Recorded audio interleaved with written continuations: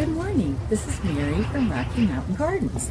And today I thought I would share with you my latest project, which is doing a raised bed in my garden for vegetables. Now, I haven't really ventured into vegetable gardening much in my years here, so this is all going to be an experiment for me. And I thought I would share with you some things that I've learned, and you can follow my progress as a vegetable gardener here this summer. I may be successful, but I just don't know. So, first thing I did was I built my raised bed quite high. It's about almost 24 inches in order to keep out rabbits easily. And it also makes it possible for me to easily reach and have to, crawl on my hands and knees in my garden. And my next thing was learning about putting hardware cloth down on the bottom of the box before I even began to fill it with soil. And I bought 1/4 inch size hardware cloth in order to keep out voles and pocket gophers and mice. And they can't dig through that. The holes are small enough to keep them from digging up into your garden and getting at your roots and your vegetables. The next thing I did was fill my boxes up about halfway with, I used pine mulch, just plain pine mulch to fill up that space. It was a lot more economical than buying soil to fill up the entire space. And then lastly, the soil that I used was from a square foot gardening recipe called Mel's Mix, and it consists of 1/3 vermiculite, 1/3 peat moss, and 1/3 of a good quality mixed compost material. Since I didn't have my own composting bin yet, with my own supply, I bought all of my compost. So I layered that in as I was adding it to my raised bed. I layered it into the space, and then with each layer I watered in really well the soil, because I have heard of instances where people have created their raised bed and then when they try to water it, the water just sits on top of the soil because it has the water, I forget, there's a term for it, but there's a barrier that water has to break in order to be able to be absorbed like a sponge.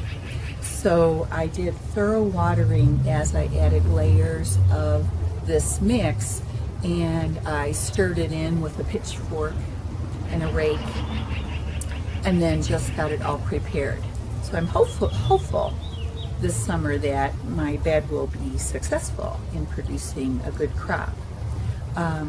So that's my process of how I created my bed, and I will give you a view of what that bed looks like. I'm going to be planting today, and I also am going to be doing my drip lines in throughout the bed today. So I'll show you my finished product here shortly. So here you can see my raised bed just as it is before planting and adding my drip lines for watering.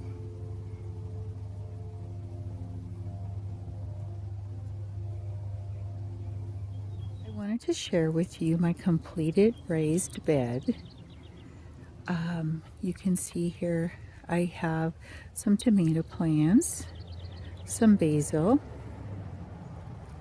I have planted some marigolds, and you can see my tomato cages, which are from Burpee. I'm going to swing around here to show you the other side of the bed.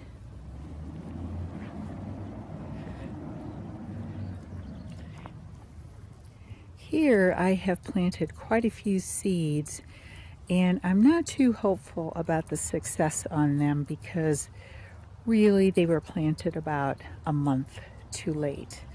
I have carrots, lettuce, radishes, spinach, and some shelling peas, and sugar snap peas.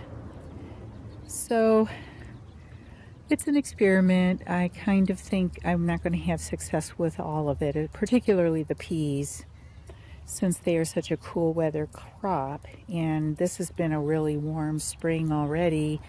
So I'm thinking I may not have a lot of success this year.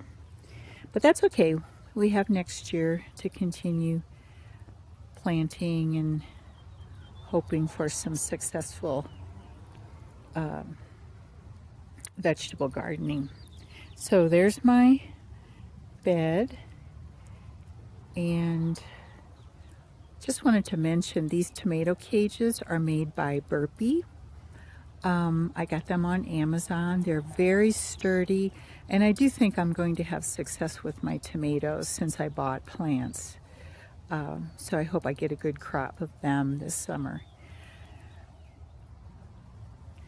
I wanted to add for you one little tip for marking your plantings in your beds.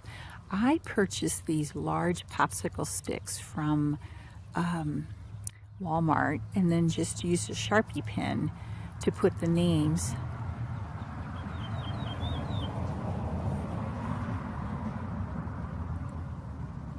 you can see them, the names of the plants that I have planted with seeds.